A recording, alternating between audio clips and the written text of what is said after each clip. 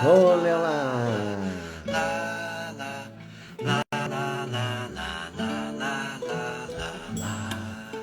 Na live de hoje a gente vai falar sobre a importância do livro didático na educação, envolvendo as artes integradas. Não perca, começamos agora e vai ser muito legal ter a sua participação nessa live.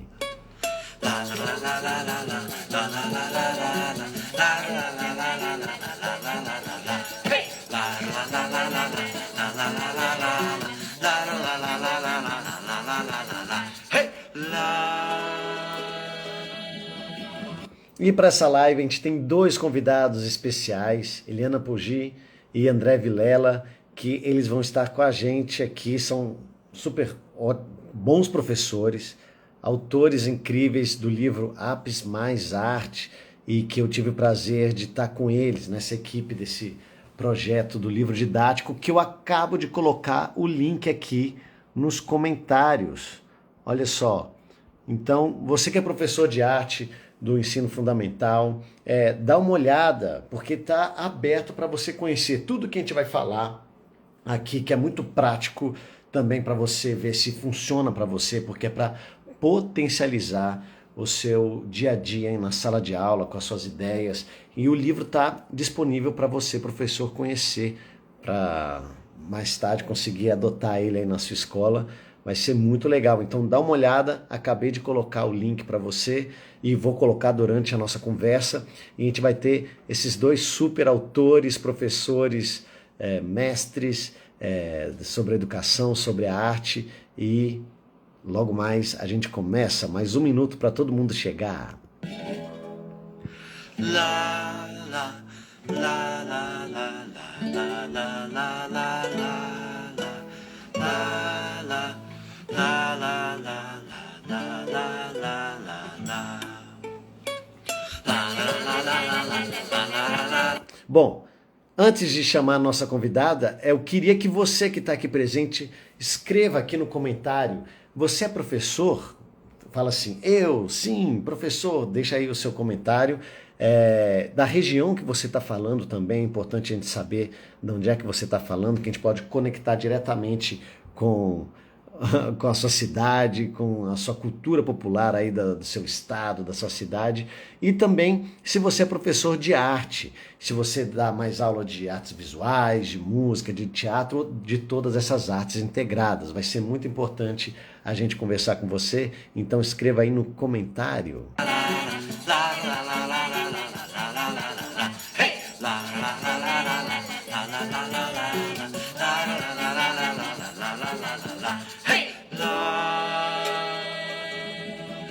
Muito bom, professores de arte, professores do Fundamental, é um prazer conversar com vocês sobre esse tema que é muito importante, agora que a gente vai começar depois das férias, um novo projeto, um novo semestre, e começar a planejar o nosso futuro, o nosso próximo ano de uma melhor maneira. A gente pode estar sempre melhorando, aprofundando as nossas técnicas, os nossos conteúdos, o nosso plano de aula com boas ideias. Então a gente vai falar como o livro didático pode te ajudar no dia a dia em sala de aula. Você que é professor de arte, se você já tem contato com algum livro didático. E para essa, olha só, tem gente de Porto Alegre, Belo Horizonte, muito bom. Educação física também, é muito legal ver o contato dos professores de arte com professores de educação física para trazer o corpo em movimento, e muito legal. A gente vai falar de muita coisa interessante e útil para você com dois super convidados. E a nossa primeira convidada é a Eliana Poggi, que ela é bacharel em comunicação social pela FAAP, especialista em linguagem de artes pelo Centro Universitário Maria Antônia, da USP, mestre em educação pela USP também, doutora em teoria política, com foco em educação pela PUC, autora de livros didáticos, uma pessoa incrível, e nada melhor do que a Eliana para estar aqui com a gente. Então, deixa eu ver se eu encontro ela aqui para a gente conversar sobre o livro didático e esse projeto. Eliana, calma aí que eu estou tentando achar ela aqui. Apps mais educação. Deixa eu ver. se deu certo. Tadã. Alô? Aê, eu acho Ai, que tá peraí que eu tudo tenho que virar a câmera. completo. Tá, Ei, Eliana, demais. Eliana, muito tudo obrigado bem. por estar aqui com a gente. Acho que tem muito professor e professor de arte, educação física, do ensino fundamental e que estão querendo saber mais sobre esse universo do livro didático e nada melhor que Eliana para estar com a gente para conversar sobre esse assunto. Boa noite, pessoal. Boa noite, querido Estevão. Estamos aqui, né, para tentar diminuir um pouco algumas dúvidas que ainda possam existir, né? E falar um pouquinho, no caso da nossa coleção, que foi aprovada no Programa Nacional do Livro Didático, que é muito específico, né? Um programa que tem aí um papel muito relevante na educação pública, né? E então, falar um pouquinho sobre isso, né? Sobre essa nossa aventura. A minha já vem há um tempo, mas agora o Estevão está junto com a gente, que muito nos honra, né? Nos deixa muito felizes. Que demais, Eliana. A gente fica muito feliz de estar em contato com bons professores que podem ajudar o nosso dia a dia na sala de aula. E esse livro do Apps Mais Artes, ele é tão legal porque trabalha com projetos, e isso não é à toa, vem de uma história de uma professora também com muito trabalho atrás, Sim. compartilhando um pouco da sua experiência. Então, eu queria começar essa conversa para saber da sua história, como é que você entrou nesse universo da educação? Isso. Então, eu comecei a minha carreira profissional, minha vida profissional, na área de ilustração, de direção de arte, era uma coisa mais ligada à comunicação. Só que logo eu me apaixonei por educação, porque eu acho que comunicação e educação tem muito a ver, né? Então eu fui descobrindo a arte educação, porque eu também fiz uma segunda graduação que eu acabei interrompendo, que foi em artes plásticas, e eu retomei isso depois de um tempo, né? Com já mais madura, né? Com 40 anos, eu falei, poxa, isso que eu gosto sempre gostei de criança, sempre gostei de conviver com criança, e eu comecei a trabalhar com ensino de arte no interior de São Paulo, numa escola, e fui vendo os documentos oficiais, estudando, retomando aquilo que eu tinha quando eu fiz a faculdade com 20 e poucos anos, o que já tinha mudado e tinha surgido os parâmetros, né? Os parâmetros tinham sido é, é, tinham sido lançados, né, em 96, e eu me apaixonei, comecei a estudar profundamente essa questão da arte e educação, tudo que estava acontecendo, né, porque isso foi pouquinho depois quando eu saí da faculdade de artes plásticas. Começou a ter esse fomento sobre a arte e educação, né? E aí, quando eu comecei a trabalhar com educação, eu já juntei as duas coisas, já comecei a escrever livros junto, porque como eu vim da comunicação tive essa paixão tardia e muito forte, muito intensa pela arte e educação, eu comecei a escrever livro. Então, é algo que você também tem essa história, essa sua conexão com o cheiro do livro, né? De você ver impresso, né, Estevão? É algo muito emocionante, né? As suas palavras, as suas ideias estarem num livro, né, que vai para as crianças primeiro e que também faz um apoio ao professor, né? Então isso eu comecei a escrever livro didático ao mesmo tempo que eu fui fazendo minha carreira acadêmica. Ah, Então, em 99 eu lancei o primeiro livro didático, uma coleção chamada Criança e Arte, que foi muito bem aceita e mais para a escola particular. E aí, quando começou a ter material, livro didático de arte no plano, no PNLD, né, no Plano Nacional de Livro Didático, que é mais recente do que as outras disciplinas, né? uhum. Aí eu entrei também, porque eu já tinha um estudo muito pesado sobre isso, já tinha materiais tanto didáticos quanto paradidáticos já dentro da escola, né? Bibliotecas escolares públicas e privadas já tinham livros meus, tudo. Então, aí foi um passo meio rápido, né? E foi muito interessante, porque aí coisas do tipo assim, que eu vou às vezes viajar para interiores do Brasil, né? Lugares distantes e, de repente, a pessoa me conhece. Ou meu sogro vai na farmácia e fala: Ah, você é parente da Eliana Podi, né? Então, porque viu o meu nome, estudou com o meu livro, ou viu o meu nome nos livros. Então, isso é muito emocionante. E isso é tão legal, eu acho que muito importante para realmente você ter uma educação que funciona, uma aula que funciona, quando você tem a ajuda de um professor que escreveu um livro que está conectando exatamente esses pontos que você falou. A criança, você tem contato com formação de professores também, você tem contato com um artista, né? Então você está em vários âmbitos para ajudar o professor a realizar, que sabe, principalmente professor de arte, ele tem que dar conta de várias coisas, trabalhar por projetos também.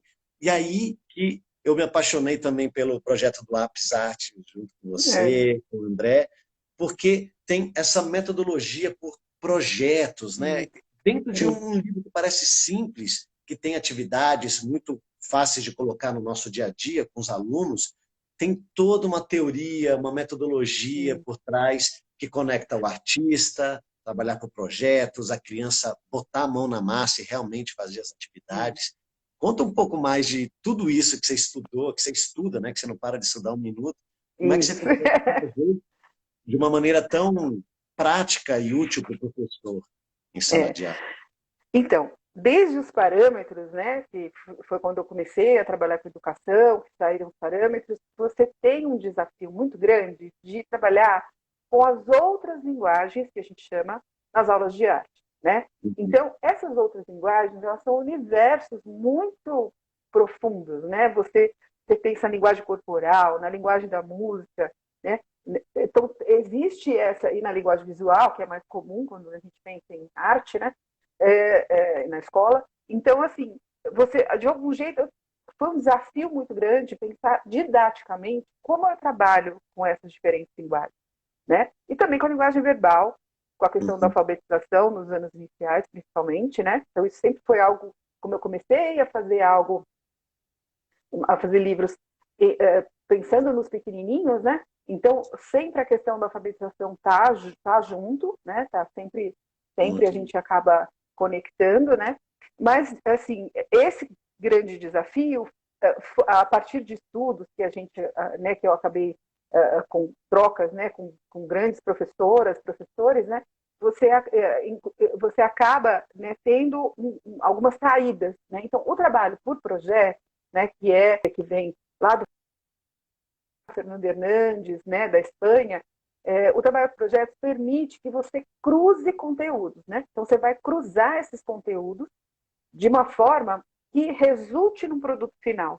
Então, e esse cruzamento de conteúdos, que são conteúdos das linguagens visuais, das linguagens musicais, das linguagens corporais, do teatro, né? Quando você junta tudo isso, né? Você acaba, isso de alguma forma tem que desafiar o aluno. Então, o trabalho por projetos, ele parte de uma questão problematizadora que desafia os estudantes, né? E faz eles pensarem, por exemplo, como é que eu faço um desenho que se mexe e faz som, né?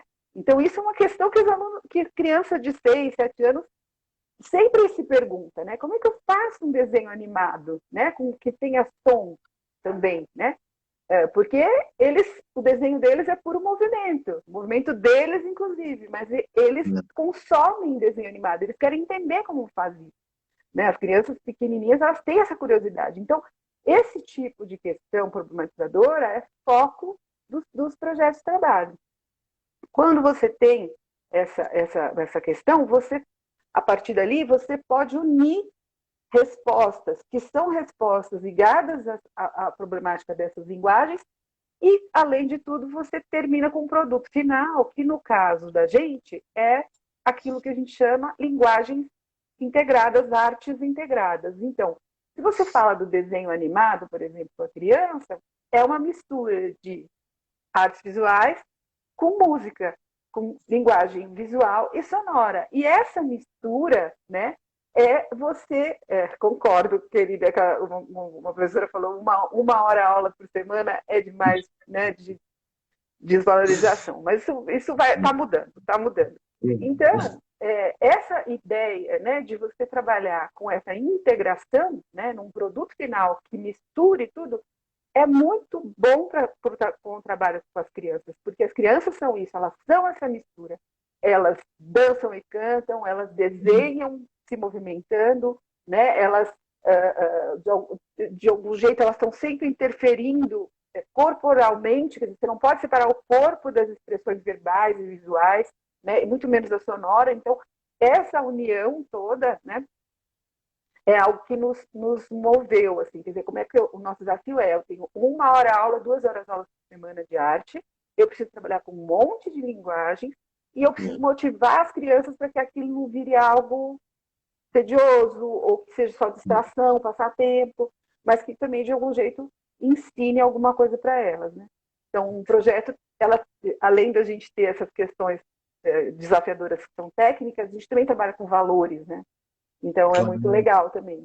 Né? Valores, a Eliana está falando aqui, né, da PCM, né, tem os parâmetros, tem a BNCC que traz mais conceitos que a gente tem que abordar, a PNA, que a Eliana falou também, dessa Política Nacional de Alfabetização, tem vários temas transversais à arte, mas a Eliana está falando da linguagem da criança, que muitos artistas utilizam, então tem esse projeto super legal, né, como se traz esse desafio, essas perguntas que as crianças já fazem a partir dos 6 anos e começa a ter questões, e o professor vai adotar essa linguagem da criança, esse modo de pensar da criança para conduzir a sua aula.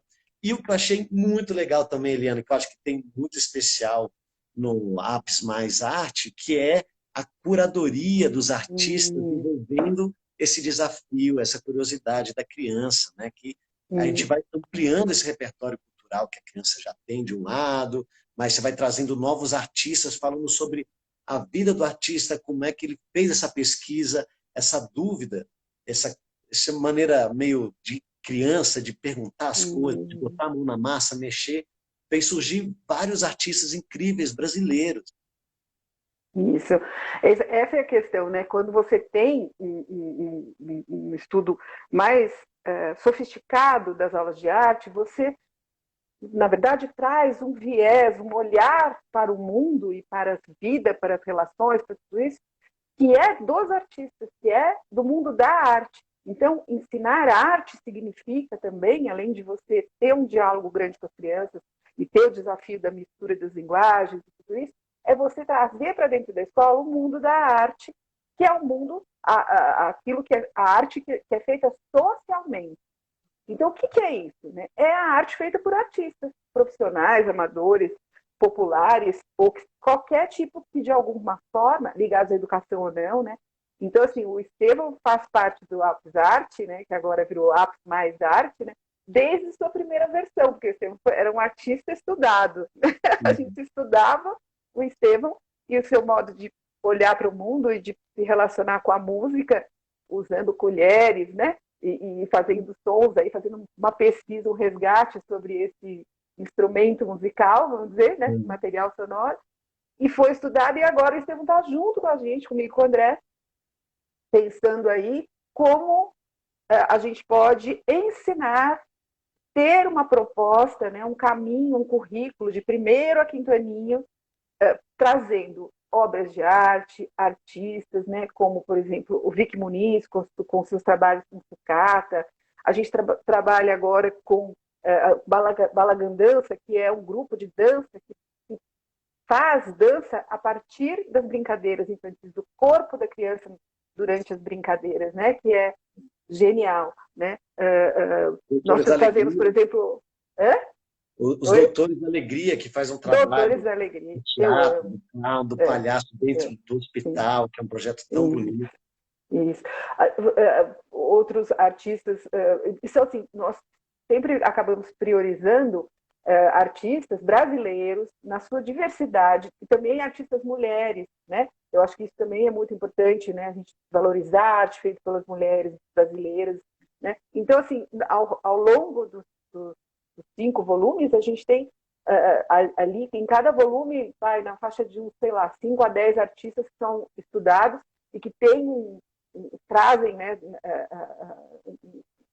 como é que se diz, um um currículo, um modo de fazer arte extremamente conectado com o mundo da criança, porque essa questão da o que diferencia o artista da criança, né, na questão do criar, né, que a própria palavra criança tem a ver com isso, é algo que sempre acho que me moveu e você também, né, Estevam? Quer dizer, a gente gosta de entender isso, qual a relação entre o modo como a criança age e vê o mundo, né, participa do mundo, e também o modo como o artista, porque o artista nunca cresce, é uma eterna criança. Ele tem essa curiosidade, esse desafio, que é exatamente como começa uma unidade, né, do livro. Isso. Uma pergunta que vai movendo e vai fazendo conexões, não só dos artistas, mas também da cultura popular brasileira, né? Vai norte a sul do país, conectando com essa tradição que une música, teatro, dança, artes visuais, e inspira o professor. Isso que eu queria perguntar para você, Helena. Qual que é a importância do livro didático em sala de aula? Porque, às vezes, tem gente que acha que vai prender ele, mas como o livro didático é usado como um parceiro para amplificar, para ampliar a sua criatividade e a sua... Então, quando a gente escreve alguma coisa, eu acho que isso que é legal a gente pensar, né? Quando você escreve, você é autor, né? Você escreve um livro, uma tese, uma dissertação, qualquer coisa, o que você tem que pensar? Que o texto, ele é livre. Ele saiu de você, virou um livro, virou uma página de internet, qualquer coisa que seja. Ele sai de você, você não é mais dono dele, você não sabe o que vai acontecer. Quando você escreve um livro didático, é a mesma coisa. Então, a gente acaba, por uma questão de experiência vivida, de currículo, tudo isso, a gente acaba tendo essa oportunidade de conversar, né? Ter um diálogo por meio do livro com um monte de professores, milhares, dezenas de milhares de professores e sei lá, dezenas de milhões de crianças, né? Por conta do PNLD. Então, o que acontece, né? Quando você tem essa oportunidade, você acaba, assim, de certa forma, deixando o conteúdo livre. Então, quem recebe aquilo, quem recebe aquele livro, vai recriá-lo, né? Então, de alguma forma, não vai ter não existe essa rigidez. Essa rigidez nunca vai existir. Então, pelo fato de ser um livro, de ser um objeto escrito que vai ser interpretado por alguém, um professor, né, no caso, que vai pegar aquele livro e aplicá-lo na sala de aula, é muito difícil ter alguém que vai seguir aquilo que a gente está pensando rigidamente. Pelo contrário, né, ele vai recriar, ele vai trazer a bagagem dele. Então, essa troca é muito legal. Como eu escrevo o livro didático há 20 anos, eu já vi uma mudança nas práticas da sala de aula a partir da influência minha e de outros autores que também têm grande abertura na sala de aula, né? Tá lá presente. Então, assim, a gente vê as transformações e as apropriações. Os professores se apropriam do que está lá.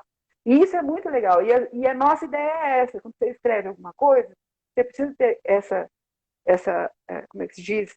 Respeito, pensando assim, o professor vai se apropriar como ele quiser. Não, Ele tem uma ele vai bagagem mudar. grande, né? Sim, É legal com saber que certeza. tem professor aí com 5, 10, 20 anos, já com Isso. repertório, e que o livro vai potencializar Isso. esse fazer dele, no processo de sala de aula, justamente porque a Eliana falou, começa com Isso. uma pergunta, e a pergunta leva a uma discussão, e a discussão leva a respostas diferentes, não só com cada professor, com cada aluno, né? Talvez Isso. o professor usando o mesmo material com outra turma vai ter um outro processo, mas é importante. Isso é legal você falar, porque assim, quando a gente fala de PNLD, que é o Programa Nacional do Livro Didático, o que acontece? Quando os professores vão se reunir para escolher a coleção que eles vão trabalhar, eles vão escolher trabalhar por 4 anos. Eles não vão escolher para um ano, tá? Então, assim, daqui a pouco vai abrir a escolha, né? Nós vamos estar lá entre os vários outros livros que os professores vão receber e eles vão analisar junto com a coordenação e a direção e eles vão escolher a coleção que eles vão trabalhar por 4 anos. Então, isso é muito interessante do que você está falando, porque por mais que seja uma coleção que ele vai trabalhar por 4 anos, ele vai estar lá, sei lá, trabalhando com o primeiro ano, depois no outro ano vai trabalhando com o primeiro ano, no outro ano com o terceiro, no outro ano com o quarto, que é isso que a gente mais ou menos sabe, né, dos professores de Uhum. sala, ou mesmo professores de arte de Fundi 1. Então, assim, ele pode recriar aquilo lá, ele pode ampliar aquilo que está. O livro, por si, já é uma ampliação de repertório.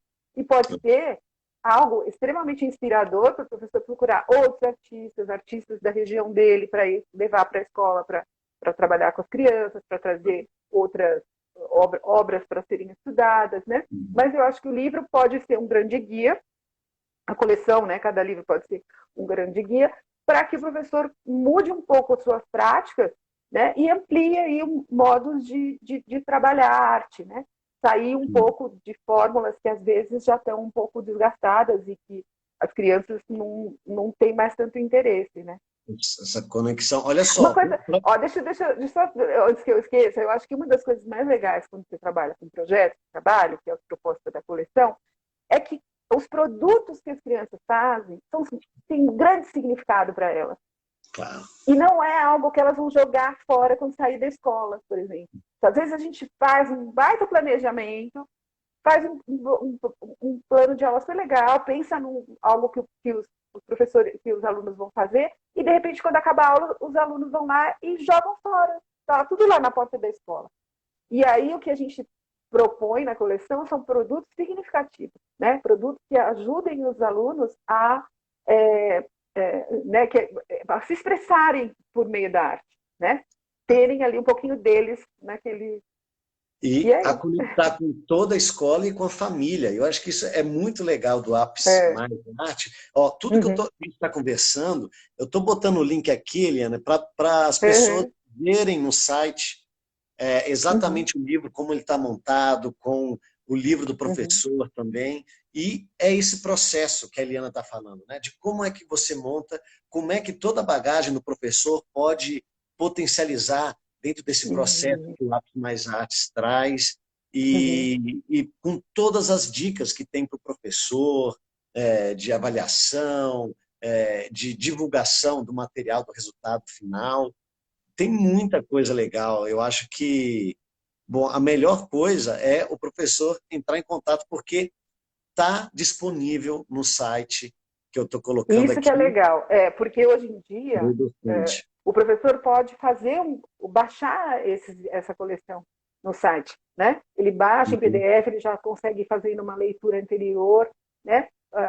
Provavelmente os divulgadores da editora vão levar livros impressos para os professores também, para eles conhecerem, né? E quando for a época da escolha, eles vão ter mais capacidade de escolher qual coleção que eles vão querer trabalhar, né? Ah, Eu acho que isso para que nós estamos falando exclusivamente de escolas públicas, né? São escolas sim. públicas que aderiram ao PNLD, né? Ah, demais, Eliana. Muito Uhum, obrigada por ajudar a gente a entender esse universo do livro didático e como ele uhum, pode potencializar o nosso dia a dia em sala de aula com as crianças e com uhum. esse projeto super legal com bons artistas, com cultura E, popular brasileira e com e a autoestima respeitando, da criança, né? Essas é, dúvidas. respeitando as, respeitando as culturas infantis, que eu acho que isso que é legal, que na sua diversidade, nos seus modos de expressão, né? No seu modo de legal, no seu modo de ser no mundo, né? Porque as crianças são muito especiais, né? Elas são aí como é, no cotidiano são tão tolhidas muitas vezes, né? Elas não conseguem se expressar. Então, pelo menos na aula de arte, que elas cantem, dancem, façam muito desenho, né? Façam uma festa, né? Porque essa é a nossa ideia, é levar essa alegria, né? Para dentro da sala de aula. Sentir o prazer em aprender, né? Então, Isso, a sala de aula de artes, isso pode acontecer, pode ser possível. isso aí. Muito obrigado. Vou conversar com o André agora para a gente saber mais Tá. desse livro, porque tem o livro do aluno e tem o livro do Isso, professor também, professor. né? Tem várias Isso. dicas que o André Uhum. ajudou. E, Eliana, a gente vai conversar mais depois, hein? Vamos fazer mais lives. Vamos falar mais de educação, eu amo, adoro. Maravilha. Um beijão, muito obrigado. Tchau, querido. Tchau. Você me tira daqui? Vou É você botar que me aqui desliga? o É. André. Aqui, ó. Beijo. Aqui. Olha que demais, gente. De novo, ó, antes de chamar o André Vilela, que é o outro super autor dessa coleção Apps Mais Arte.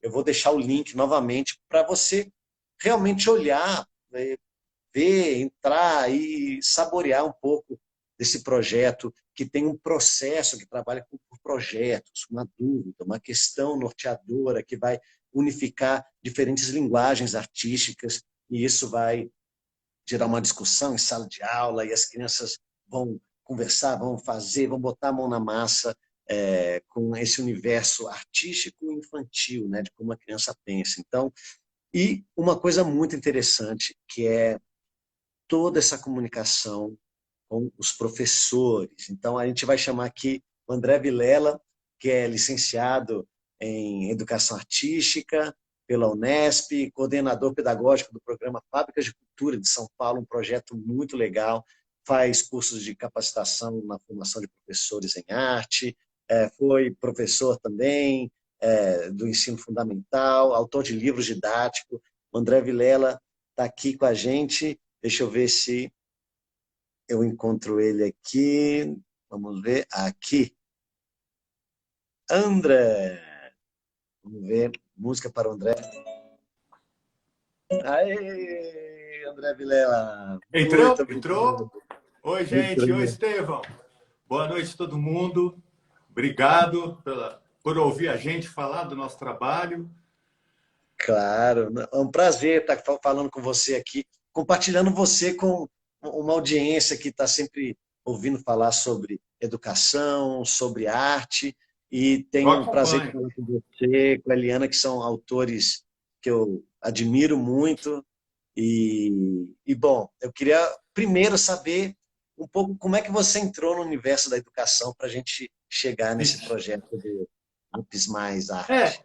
Eu fiz eu entrei porque eu me formei para isso, na verdade. Fiz um curso que não existe mais, que é a licenciatura plena em Educação Artística, né? Que é um curso de formação universitária que não tem mais, né? Hoje as universidades oferecem o bacharelado em alguma linguagem artística com habilitação ou a formação, a licenciatura específica, né? É bacharelado e licenciatura em artes plásticas, bacharelado e licenciatura em música.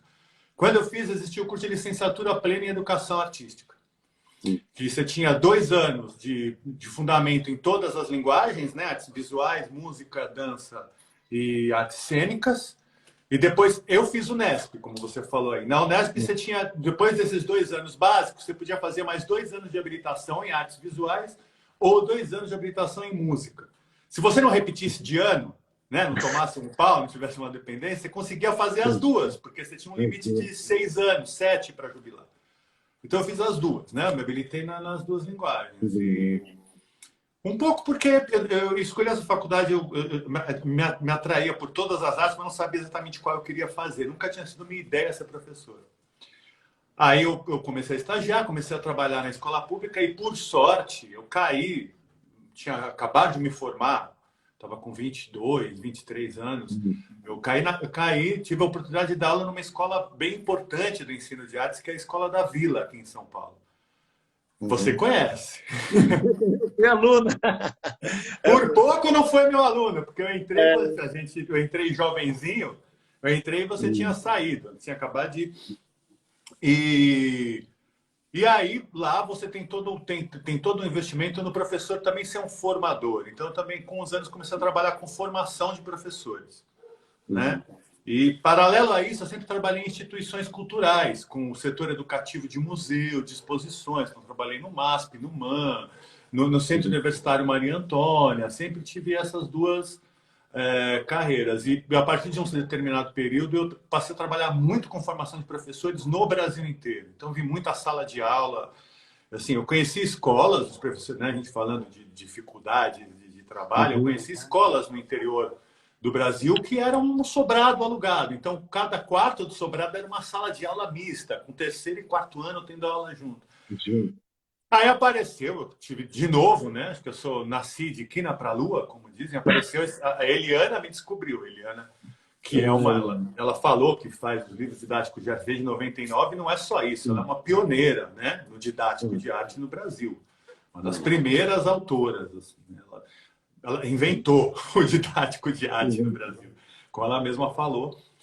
E a gente fez, ela já era uma autora consagrada, me convidou como uma espécie de autora assistente, acho que a partir do PNLD de 2018. E daí foi interessante para mim, porque me juntou toda essa experiência de sala de aula, 20 anos de sala de aula, mais 20 anos de formação de professor.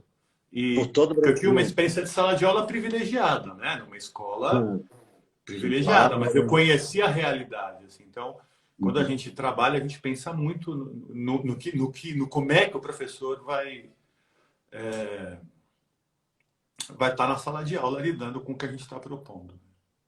Que demais. Então, olha só que legal. É muito bonito ver como um livro, uma proposta para o professor, está trabalhando com autores que têm uma noção do que é a escola pública em todo o Brasil. Então, não é, É, isso daqui em condições perfeitas, é de uma não, escola que tem tudo. Não, é projetos que são viáveis, com artes integradas para escolas do norte do Brasil, que tem uma sala assim, para o sul do é. Brasil, porque os autores têm essa vivência, têm esse campo, né? Ele foi trabalho de campo, conheceu professores e todo o trabalho prático para os alunos tem essa consciência de qualquer realidade no Brasil com a escola e com o tema da arte, né? Não, eu acho isso importante porque às vezes você vai, né, conhece uma. Às vezes eu me apresento para algum novo conhecido, tal, né? Falo, não, o que você faz? Sou autor de livro didático, e as pessoas me perguntam se a minha formação é de jornalista, né? Porque eu digo que escrevo. E eu falo, não, assim, o jornalista eu jamais poderia. Primeiro, que o próprio PNLD exige que a formação do autor seja na área de conhecimento do livro didático. Segundo, porque é mais importante conhecer o trabalho. Então, a gente que escreve o livro, gente, a gente sabe que é difícil arrumar material na sala de aula, a gente sabe que é difícil as crianças se organizarem, a gente sabe que leva 15 minutos para conseguir começar uma aula de verdade, porque as crianças são animadas, a gente sabe que tem criança que não leva a sério a aula de arte, a gente sabe que tem criança que acha que a aula de arte é hora de fazer bagunça. Eu lembro uma história de uma professora que foi minha aluna, né, de formação de professores no Pará, no sul do Pará. Ela falou que veio um pai brigar com ela quando ela começou a fazer aulas de arte, que ele falou, onde já se vê ensinar a criança a fazer arte? Eu não quero que a criança faça arte. Bravo! E demorou para ele entender que ele achava que a aula de fazer arte era uma aula de fazer bagunça. Sabe a nossa expressão? Ai, já está fazendo arte. É arteira, é criança. Arteira. Então, assim, então, isso acho que está no manual do professor do livro, sabe? Tipo, uma coisa que é compartilhar com o professor que a gente conhece a rotina do professor, conhece o que é preparar uma aula, conhece o que é ter 1 hora ou 2 no máximo por semana para fazer o trabalho. A gente sabe o que é ter uma turma de 50 alunos, né? É claro que quando a gente faz o livro, a gente pensa no trabalho ideal. Né? A gente não fala, não, vamos fazer um trabalho meia boca, porque afinal de contas não dá para fazer um bom trabalho com 50 alunos. A gente faz a proposta ideal e o manual do professor está lá o manual do professor está lá para dar assim. Eu escrevo o manual do professor quando eu escrevo como se eu estivesse dando os meus cursos. Eu escrevo como se eu estivesse conversando.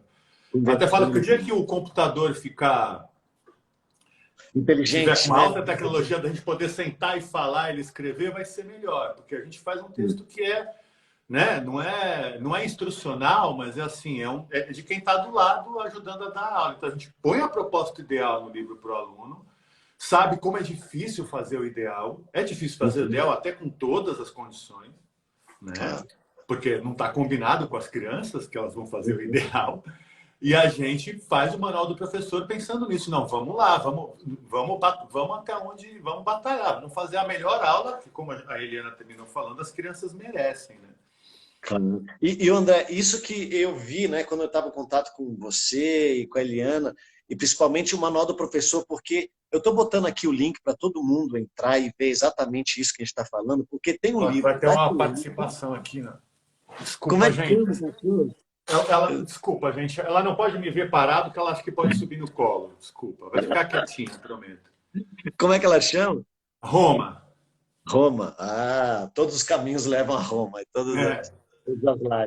E uma coisa interessante foi que a gente tem um livro da criança, a gente tem um livro do professor, com todas as dicas para o livro do professor, que tem exatamente essa conversa, né, de um professor falando com o outro, porque o texto é muito legal e muito acessível e que a gente consegue botar em prática rápido, né? Então você tem todo o planejamento. E uma coisa interessante que eu achei também, André, que você fez maravilhosamente bem, são as avaliações, porque Uhum. todo mundo fala para Estevam, como é que eu avalio, ainda mais arte? Como é que essa Sim, questão é um medo sim. e como foi super bem feito, né? Eu acho que se pudesse ajudar a gente a entender essa avaliação do livro do professor e esse projeto do Apps Mais Artes, como resolveu isso tão bem. Bom, aí é o seguinte, vai ter que... Vamos puxar uma mesa, porque agora você tocou num assunto, né? Eu sempre foi, porque sempre foi uma pergunta de todos os professores, né, nessa minha vida de... E é muito difícil, porque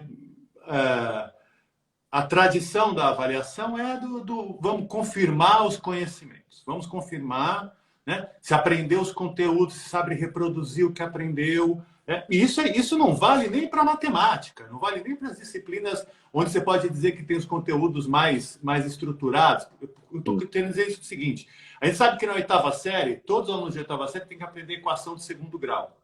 Uhum. Agora, a gente não sabe que na oitava série, todos os alunos de oitava série têm que conhecer o trabalho do Picasso, por exemplo. Não tem esse currículo estruturado em artes, né? Mas conhecer uma avaliação de segundo grau significa, saber fazer uma equação de segundo grau significa ter determinadas habilidades matemáticas para resolver essa equação. Então, o que a gente sabe é que a gente quer desenvolver determinadas habilidades nas crianças, não para elas resolverem equações ou para elas responderem problemas específicos, mas para elas solucionarem problemas delas, questões delas, como a Eliana falou, para elas se expressarem. Né? A gente sabe que a gente está ensinando uma linguagem. Então, sempre foi uma pergunta, né? Porque eu via a professora e falava assim, o que eu vou fazer para dar nota? Eu vou fazer uma prova? Quando nasceu Picasso? Qual é a principal obra da Tarsila do Amaral? Eu falo, gente, as crianças, assim, a gente não precisa decorar isso, não precisa saber isso, vai lá na internet e olha. Né? Então, quando a gente pensou, o que acontece com a estrutura do ápice, como a Eliana contou, né? A gente tem sempre um artista que traz uma obra disparadora, tanto da reflexão sobre arte, quanto daquela pergunta norteadora do projeto. Né? Então, como é que a gente faz um desenho que se move e faz som? Né? E daí tem essa pergunta, tem aquele artista. Quando a gente faz essa pergunta para a criança, como é que a gente faz um desenho que se move e faz som? A gente sabe que ao longo do processo daquele projeto, daquela unidade, que ela vai pesquisar e experimentar com as linguagens artísticas para responder essa pergunta, e o importante não é responder só a pergunta, mas é tudo que ela aprendeu para responder a pergunta, Claro. ela vai desenvolver determinadas habilidades. Para poder entender como é que um desenho se move, ela vai fazer determinadas experimentações com determinados elementos do desenho. Uhum. Ao longo lá do projeto do ápice, né, de cada capítulo, cada unidade, passa pela apreciação, passa pelo questionamento e tem um momento das experimentações artísticas, ali vocês vão ver olhando para o livro, são experimentações para a criança ir se familiarizando, ficando íntima, né, da linguagem do desenho ou da música, por exemplo, depende de onde a gente está. Boa, colocou o link aí de novo, tem que olhar, pessoal. E daí, por exemplo, a gente dá uma atividade de desenhar com uma linha só. E a gente coloca uma avaliação de processo ali, naquele momento. Professor, como você avalia a participação, o desempenho, o engajamento, a produção da criança nessa atividade, por exemplo? Então tem ali, olha, qual é o objetivo? Primeira coisa, para avaliar, você tem que entender qual é o objetivo da atividade. O objetivo da atividade é que a criança explore o espaço do papel e explore o desenho da linha de diversas formas diferentes, explorando a curva, a linha reta, a partir do desafio de não tirar o lápis do papel. Para a nossa concepção, está explicado ali no livro, que não tirar o lápis do papel é muito importante, porque vai colocar uma condição para a criança desenvolver essas linhas curvas, essas linhas retas. E daí tem lá, a gente colocou uma coisa muito simples, assim, ela é uma ideia que não é exatamente que ela atingiu, que ela cumpriu a atividade, mas é um pouco o quanto ela aproveitou a atividade. Então coloca lá, se ela tirou o lápis do papel e tentou, ela não aproveitou a atividade, porque ela não experimentou aquele desafio que vai proporcionar para ela aquelas aprendizagens que a gente queria. Se ela não tirou o lápis do papel o tempo todo e seguia desenhando, e você viu que ela fez linhas curvas, linhas retas, e fez aquilo com atenção, com engajamento, ela teve um aproveitamento da atividade, desenvolveu a aprendizagem que a gente queria. Se, além disso, ela fez descobertas dela, pessoais, que ela pode criar determinadas formas novas sem tirar o lápis do papel, ela superou as expectativas. Então, a gente coloca... Isso é colocado em cada atividade. Ah, professor André, por que isso é colocado só em cada atividade prática? E nas atividades teóricas? As atividades teóricas, elas são de conhecimentos factuais e conceituais. Quem foi tal artista, o que é a linha. São conhecimentos que a criança pode retomar, pode ler de novo. A gente focou na avaliação de processo em avaliar, em trabalhar o processo dela de aquisição dos procedimentos, dos elementos, dos recursos das linguagens artísticas. Então, por que isso é bacana? Porque quando você diz que para avaliar você precisa entender qual é o objetivo da atividade, você compartilha com o professor o teu coração, a tua cabeça no livro. Olha, a gente bolou essa atividade porque a gente quer chegar nesse lugar. O professor vai olhar e aquilo que a Eliana falou, né? Eu vou sempre ficar falando o que a Eliana falou porque ela é a nossa mestra. Não, ela falou que o professor tem sua autonomia, que o professor transforma o material. Então, a nossa ideia também com essa avaliação, assim, a partir do momento que o professor entende o objetivo da atividade, que é aprender tal coisa, entende que essa atividade é para aprender tal coisa, ele fala, uau, sabe onde eu posso usar essa atividade? Num outro negócio que eu estou trabalhando aqui. Porque eu quero que nesse outro negócio eles aprendam isso daqui. Então, assim, é uma questão que é não tornar, quando a gente faz isso, é também não tornar o professor prisioneiro, é uma palavra muito forte, mas dependente do material. Pode parecer uma contradição, mas o manual do professor está lá para compartilhar com o professor a essência da nossa proposta para que ele se aproprie, não seja dependente dele. Que é o princípio do professor, né? Isso que a gente quer fazer com todos os nossos alunos, né? E eu acho que o manual do professor está tão bem escrito que ele vai dando dicas, né? Porque você, no manual do professor, você tem um livro da criança com todos os comentários de como você pode adicionar mais informações, conceitos, adaptar da sua maneira, com todos os comentários do lado. Então, fica fácil você fazer links, né, com o que você tem de melhor para oferecer também. E você tem essa avaliação no resultado, a formativa, e também você tem essa avaliação diagnóstica, né, que você fala no livro do professor. O que eu sei? Antes de começar a pergunta e a dúvida, né, o André falou assim, mas espera aí, o que essa criança sabe, né, antes de começar toda essa...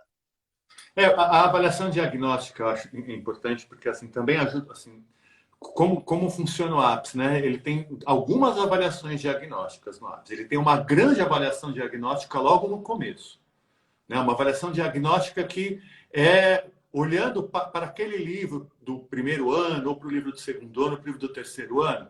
A gente sabe que tem, ao longo dos trabalhos das 2 unidades desse livro, né? Então, vamos falar, o livro tem 4 capítulos divididos em 2 unidades. 2 capítulos para cada unidade é um projeto. Cada unidade trabalha a partir de uma dessas perguntas que a Eliana falou, norteadora, desafio. Antes de tudo isso, é uma avaliação diagnóstica que pega questões essenciais do livro que a criança ainda vai trabalhar, para o professor identificar como é que a criança se relaciona, o que ela já sabe, que interesses ela tem no que vai ser trabalhado, e também questões relativas ao que a gente sabe que foi trabalhado no ano anterior, de acordo com o currículo, de acordo com a própria coleção. Beth, o nome do livro é Apes mais Arte. Desculpa, estou respondendo os comentários aqui. O Estevão vai colocar o link já de novo. Então, essa avaliação não é uma avaliação para dar nota, não é uma avaliação para... É uma avaliação, porque eu acredito na avaliação. Para que serve a avaliação? O professor conhecer o trabalho, conhecer os seus educandos, e o professor, se necessário, redirecionar o ensino, né? Quando você avalia a aprendizagem. Opa, peraí, eles ainda não aprenderam isso. Tudo bem, vamos parar e vamos fazer de novo. Ou, não é, às vezes você percebe numa avaliação, não é desse jeito que eles estão aprendendo. A gente precisa abordar esse tema de outro jeito.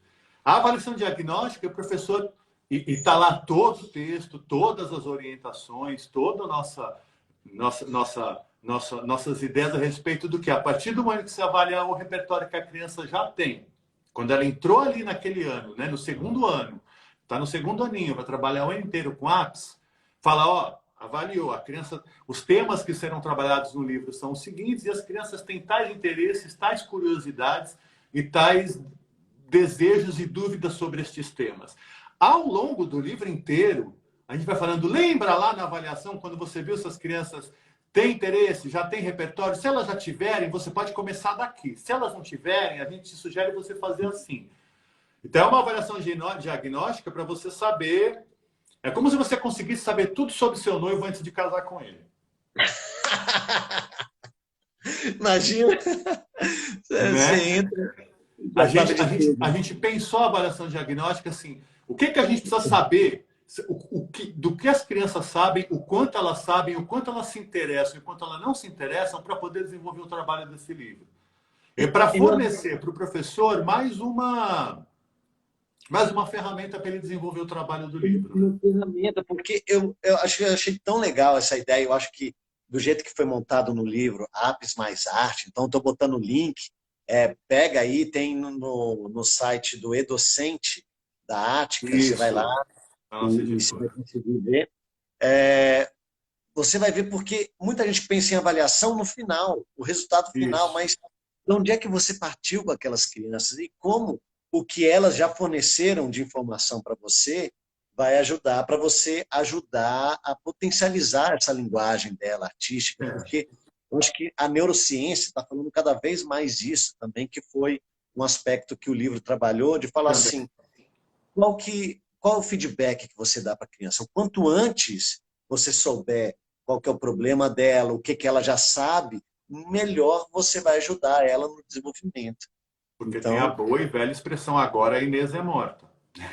Porque se a gente avalia no final, né?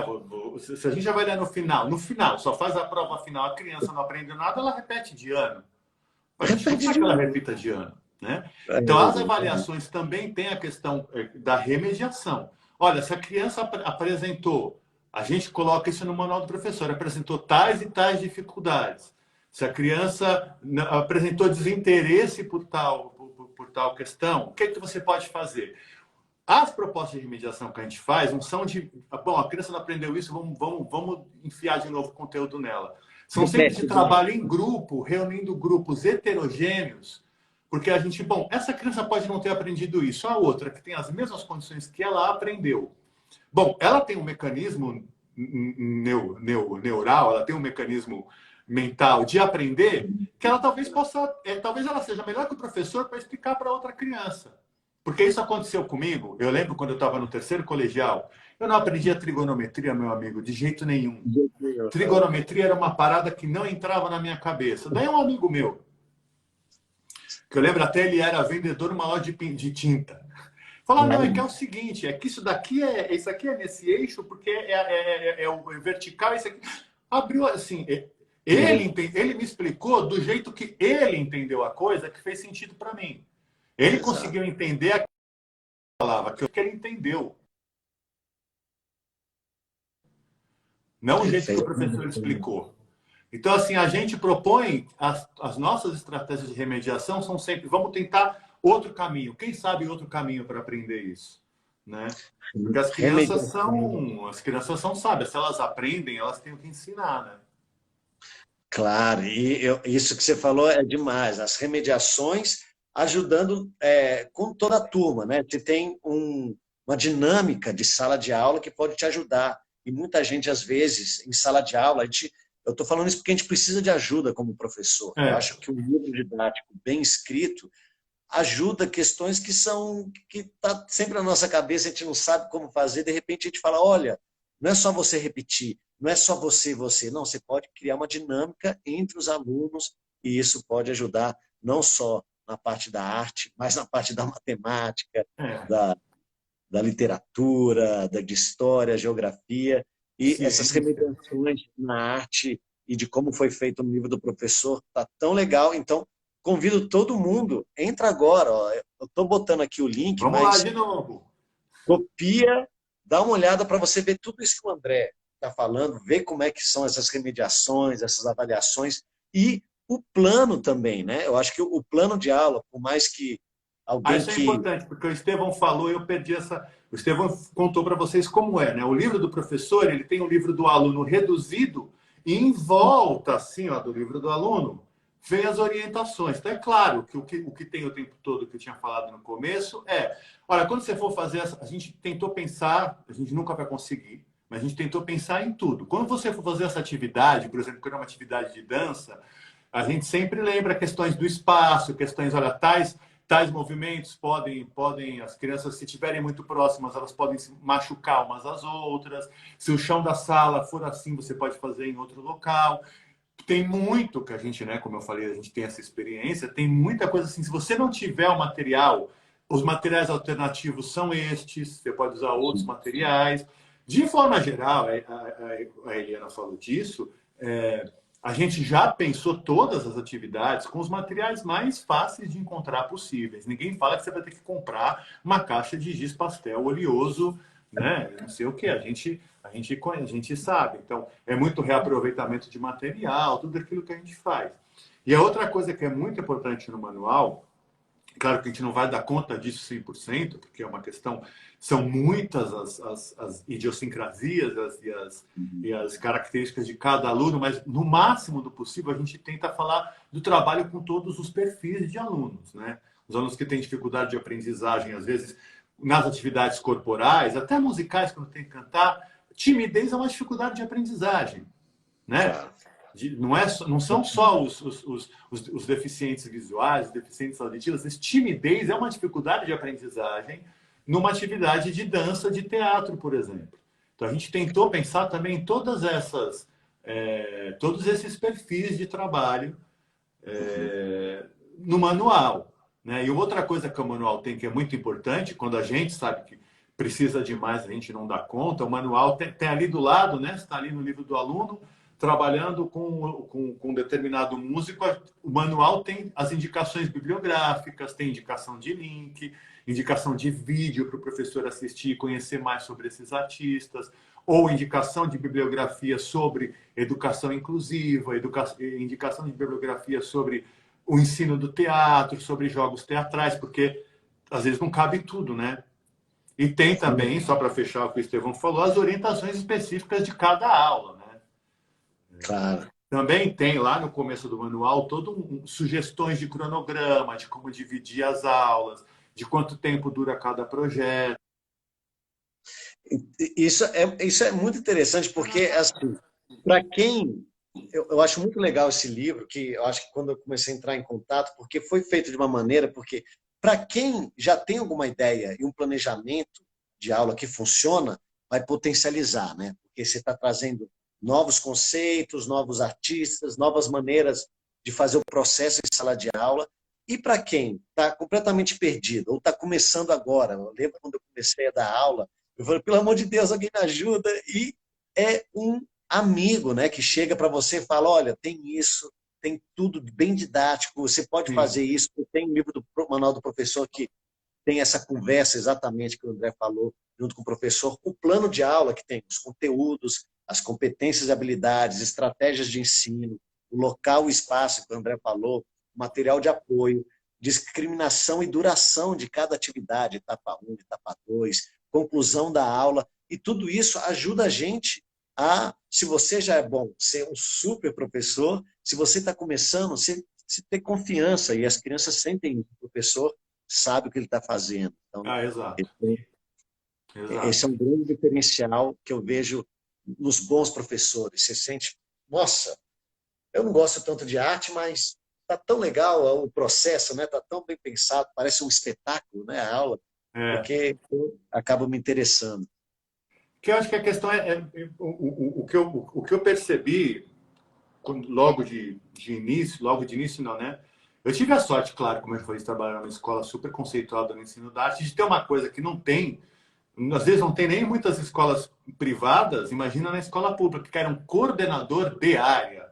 Eu tinha lá uma chefe experientíssima no ensino da arte que me orientava, que me formava, né? O trabalho era formativo. Então, em determinado momento eu percebi que quando eu me apropriava né? Às vezes eu ia repetindo projetos que já existiam antes de eu entrar. Olha, esse é o projeto do Volpe. Primeiro aprende quem é o Volpe, depois pinta a fachada, eu ia repetindo. Quando eu me apropriava e compreendia o que estava acontecendo lá, falava, ah, não, isso aqui é para eles aprenderem a trabalhar cores, não é para eles aprenderem o Volpe. É para eles aprenderem a trabalhar cores, para eles aprenderem a trabalhar com formas geométricas, para eles aprenderem a fazer composições tonais, para eles aprenderem a fazer tinta. Ah, tá. Agora, e daí você voa.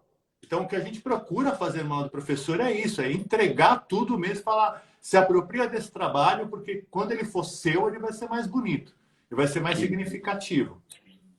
Que demais, André. Eu acho que dá para sentir isso no livro. Primeiro, a curadoria desses artistas, né, de todo mundo que está sendo comentado nesse livro, e depois do processo bem definido, com todas as linguagens, as avaliações e essas dicas, né, preciosas que vão fazendo a gente ter mais ideia e ser um profissional cada vez melhor. Eu acho que é uma formação, né? Esse livro já é É a uma ideia, né? formação. Claro que eu fico pensando, gente, eu adoraria sair, devia passar o ano inteiro rodando os municípios e conhecendo os professores que estão usando o livro, e falando, porque mas acho que a gente tenta o melhor que pode no texto, né? E agora, né, a gente pode fazer as lives, que a gente sempre fazer, divulgar, fazer vídeo, poder ter uma plataforma e trocando ideia. A Eliana falou como é importante ouvir o que os professores fazem. A gente quer aprender também, né? Não é só que a gente quer que reproduz a nossa proposta, que não é uma proposta para ser reproduzida, é uma proposta para ser internalizada e transformada mesmo, ressignificada na sala de aula. Que demais, André. Nossa, muito obrigado. A gente vai falar bem mais, né? Eu, você, Eliana. Vamos, eu que agradeço, viu? Foi muito bom. E muito bom ver a Ruma aí, desfrutando das avaliações.